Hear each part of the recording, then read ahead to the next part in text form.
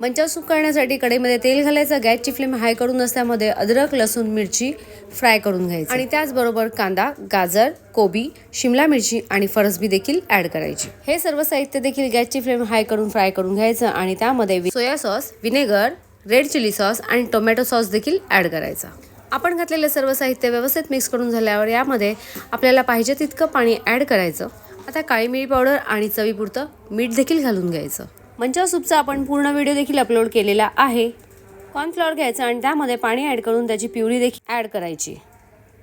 मंचाव सूपला उकळी आल्यावर त्यामध्ये कोथिंबीर देखील ऍड करायची। आपलं मंचाव सूप करून पिण्यासाठी तयार आहे।